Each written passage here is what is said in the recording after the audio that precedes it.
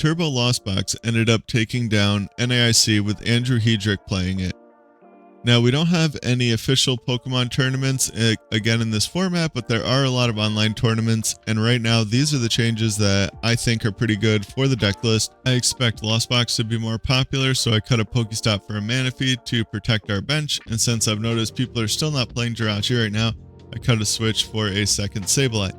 Now Sableye, of course, if we have 10 cards in the Lost Zone, we can put 12 damage counters on our opponent's Pokemon in any way we like. It may not sound strong, but that is extremely strong to be able to spread damage exactly how you want. You can knock out evolving basics and set up math for your Bloodmoon Ursaluna and Iron Thorns and Cram and Greninja and stuff. Of course, we have Comfey as our main draw Pokemon. It lets us look at the top 2 cards, put one in our hand, one in the Lost Zone. We have Greninja that lets us discard an energy and draw 2 cards. Cramorant does 110 and it attacks for free when we have 4 cards in the Lost Zone. Bloodmoon Ursaluna hits for 240 for 5 and costs 1 colorless less for each prize card our opponent has taken. So if our opponent is at 1 prize, we attack for free. Iron Thorns is good against Charizard, Lugia, and Gardy sometimes, and it can also be good against Raging Bull. It has the ability that it shuts off all non-future rule box abilities, and for Lightning, double colorless does 140, and then we move an energy to one of our bench Pokemon. And of course, Iron Hands is in here for Lightning, triple colorless, 120, and we take an extra prize. This list can also get a turn 1 Mirage Gate. Mirage Gate, when we're at 7 cards in the Lost Zone, we can grab 2 energies of different types and attach them to our Pokemon how we want. But if we use a Colress, use 3 Comfeys, and Lost Vacuum away our Rescue Board or PokéStop, that gets to 7 in the Lost Zone. And then we can turn 1 Greninja or turn 1 Ampy very much even. And especially the turn 1 Greninja can be very devastating to our opponent's board. Also, it may look like we don't have enough energy in the deck, but a lot of our attackers, except for Iron Hands, don't use much energy. And since we play 4 Super Rod, we're kind of fine with getting the energy into the discard pile and then Super Rodding them back in whenever we want to attack. So that's the list. Let's get into the games. Alright, so this first game is a tournament game that I played. It's round 1. I'm up against Lost Zone Dragapult, so I chose to go first. You're going to be picking first in most of your matchups with Lost Zone now, just because having Gardevoir go first with a Klefki is just such a liability. And I just want to get a couple cards into the Lost Zone so that next turn I can get a Mirage Gate and hopefully get a Greninja attack if they don't bench Manaphy. But my first flower selecting is already awkward, and I think I am going to opt to take Super Rod, because getting rid of Super Rods early can really just kind of spiral for you. In hindsight, no, actually, I definitely should have taken Super Rod. I also take the Lightning Energy because the energy is very limited in this deck now, and I don't remember exactly if it was this game, but I think I might have had a Lightning Energy prize. They kind of mirror my start with a Buddy Poffin for 2 Comfey, and they also have an Artisan. Now they're probably gonna get down some Dreepies. I think this is a pretty bad matchup for Turbo Lost Box. I was not very excited to play against it, and my opponent ends up drawing pretty well. And they also play Unfair Stamp, but that is the only way that they're playing right now to disrupt your hand. So whenever you know your opponent can't disrupt your hand, it's very nice, and you can play accordingly with Lost Box, and it feels good to know that you're going to have access to all your cards. So I really only have 1 hand disruption to worry about. And now my opponent passes, so that is very nice. Them not getting a turn 1 Cram attack is pretty important for me. And I'm just going to grab my own Cram. I did prize the Sableye, it looks like. But them getting a turn 1 Cram would kind of put them ahead in the tempo, which would be kind of unfortunate. And this is kind of an easy Colress. I can just get rid of those 2. I don't really need Iron Bundle. It could definitely come up, but for right now, it doesn't matter. They're not playing Greninja in their list, so I can just get rid of Manaphy. They have no way to snipe my bench. So those are always the nice, like, Lost Zone choices when you get the easy picks like that. And now I can PokéStop, and I could even Lost Zone the PokéStop if I wanted to.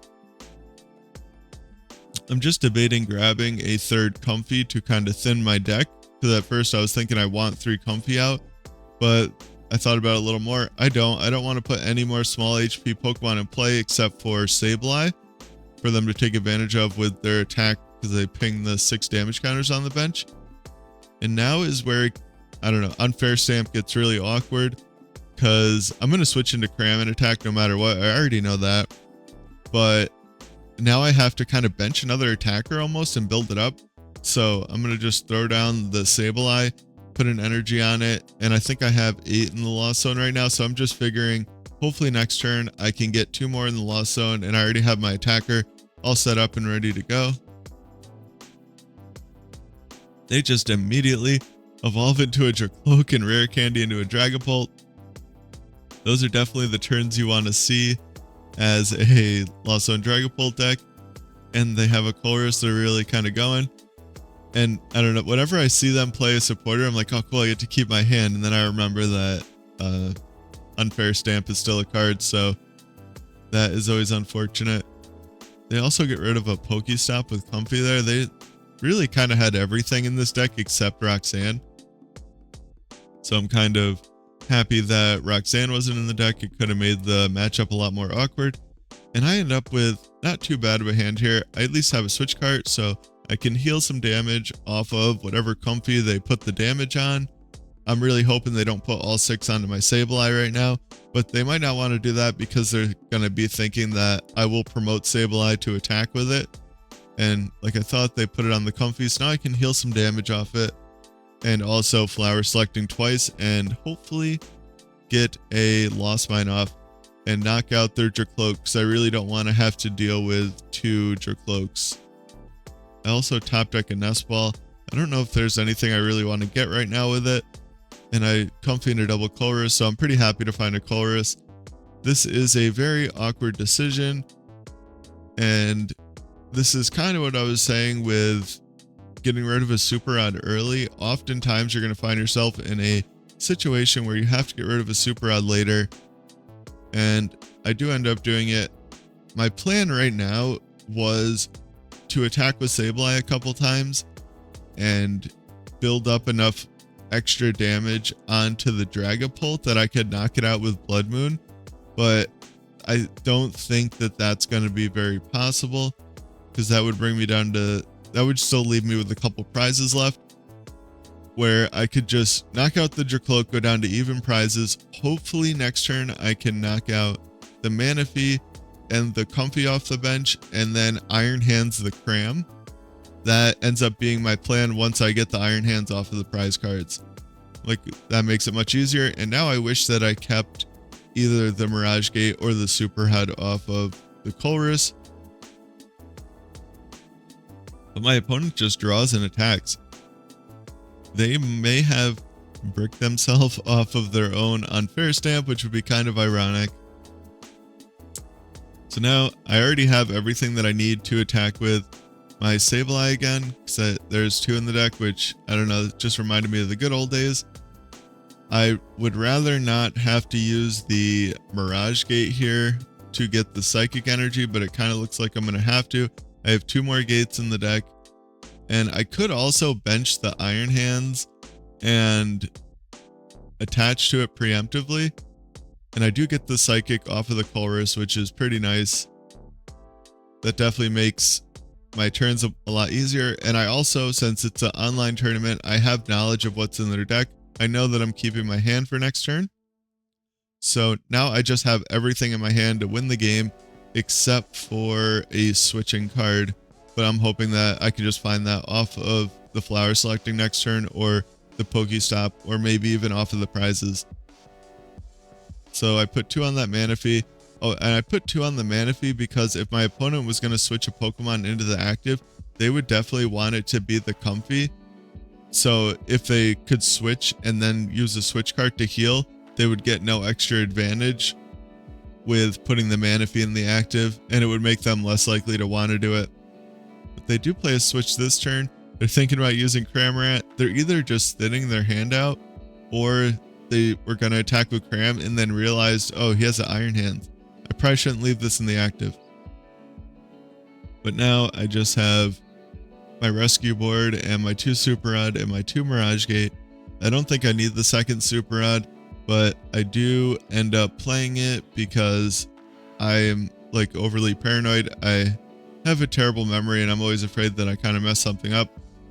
I even top deck a Switch, so I was getting this Iron Hands into the active no matter what. I just kind of do this in a weird order, and it's kind of stupid. I play the second Super Odd, but I've done stuff like that where I look through my deck and know what's in there and forget a half a second later what cards are in there. So I just want to be safe. I don't want to mess this up. I just play the boss on the Cram, and thank you very much for the last 2 prizes. And yeah, so ended up being able to pull that game out. It was kind of lucky, but so we're up against Raging Bolt now. This is just a random ranked ladder match, so I don't know their list, but I was picking to go first blind. I think against Raging Bolt, I definitely prefer going second. I really value that Cram attack before they get to take prizes, because this matchup seemed in theory like it should just be an easy matchup, but it's kind of hard. Raging Bolt has a lot of hit points, and the Ogre Pawns, which are the more frail Pokemon, have the Terra attribute, so you can't Greninja snipe them. Because normally with a matchup like this, you would want to just Greninja 2 of the Ogre Pawns and then use Sableye twice to take 4 of your prizes, and then use Bloodmoon on the last Raging Bolt, but you can't do that because of the annoying Terra attribute. So I do end up retreating into Iron Hands or Iron Thorns just to make their life a little more difficult. I'm hoping that this makes it so that they can't get an attack off, and it will kind of buy me the turn that I lost from choosing to go first against this deck. And it does work out because they have to boss to even do anything, and that means that they will not be attacking. So even though they still got to use their abilities, it was a success overall. If I didn't put it in the active, they would just be able to squawk the boss away and probably find a Sada and knock out one of my little guys. They do play the Fighting Ogre Pawn, which overall is fine. I can attack that with Sableye and my Iron Hands and my Iron Thorns, since Iron Thorns will shut off their ability. Now this Colress really sucks. There's very limited energy in this deck, and at this point, it's my first time playing the matchup. I have an idea of how my plan is going to go, but not 100% sure. But my idea involves both having a Psychic and a Water for Greninja and Sableye. And I also messed that up. I meant to Greninja away the Psychic energy because I wanted to hold on to the Water. So now I Comfey and I have to take the Water, even though I probably would have taken it anyway. But use PokéStop into a couple Switch. And now I can get off a couple more Comfeys, but at the end of this turn, I would really like to use Greninja. And I can take Iron Bundle or PokéStop here. That is really kind of an awkward decision because, I don't know, they probably play PokéStop is what I'm thinking at this point. They could play Jamming Tower, but I figured that the PokéStop's probably going to stay in play. So I take the bundle. You never know when you might need that. I have to take the Super out there. I've already gotten rid of one. And I don't know. I may not need too many Super Odds this game, but I think I'm going to end up needing at least a few. Oh, and I even need one this turn. So yeah, I had no choice, so that was easy. I do put all 3 energy back in the deck. I don't know if that was necessarily correct or not, because I could have just put back a lightning energy and grabbed water and lightning out, because I'm assuming that they're going to knock out my Radiant Greninja this turn, and I basically have no use for these energy cards after this except for retreating purposes, because my plan is to now either Greninja again or Sableye again. Well, if they don't knock out my Greninja, I'm going to use Greninja again. In that case, I'll be happy I put all the energy back. So maybe it was correct to put the energy back to kind of hedge my bets against them using a Pokemon catcher or a boss on my Iron Thorns, which is typically what this deck is going to want to do, which is knock out as many 2-prizers as possible. But from this point on, if they knock out my Greninja, I'm probably just going to try to Sableye twice which is going to be a little bit harder because I am just playing the winning list here. So there's only one Sableye, and they do Prime Catcher up my Iron Thorns. So now I'm happy that I put those energies back in. Just sometimes with Lost Zone, when you put unnecessary energy back into the deck, it makes your flower selecting choices really awkward. Like, you don't want to have to take energy over other cards just because, like, there's not enough energy in the deck to really be putting a ton in the Lost Zone in this version of the deck. So I don't want to even put I want to basically put the energy in as I'm going to Mirage Gate them out. It took me way too long to explain that.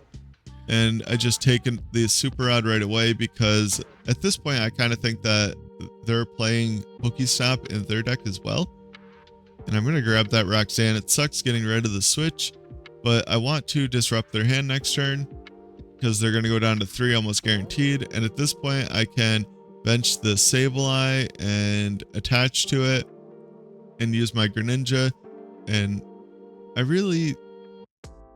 I could have used Sableye this turn. Maybe that would have been a little bit better because I could have put 7 onto the Squawkabilly and then 4 onto the Sandy Shocks.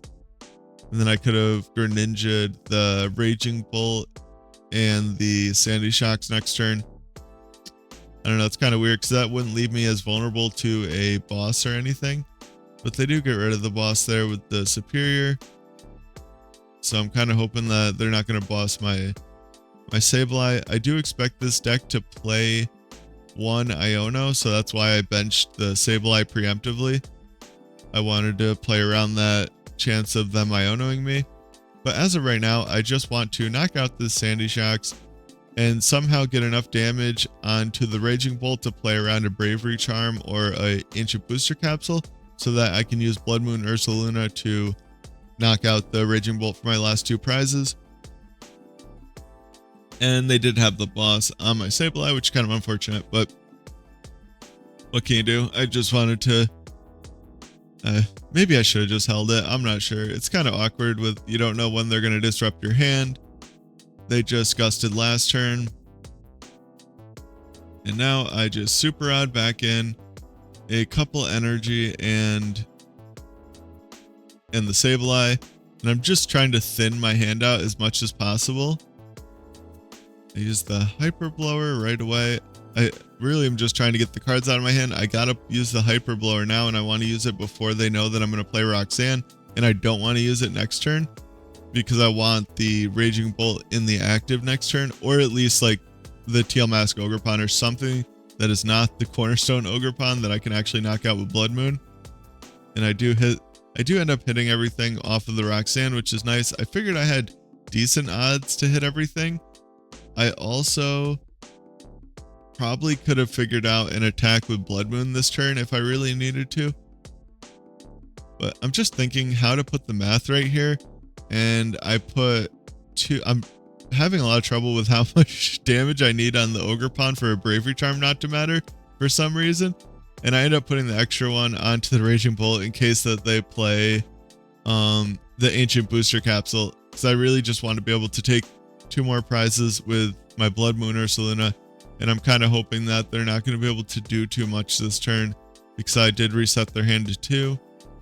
But this deck is very, very consistent, so they just immediately start drawing cards. They kind of hit some awkward targets off of that PokéStop, but that should be fine.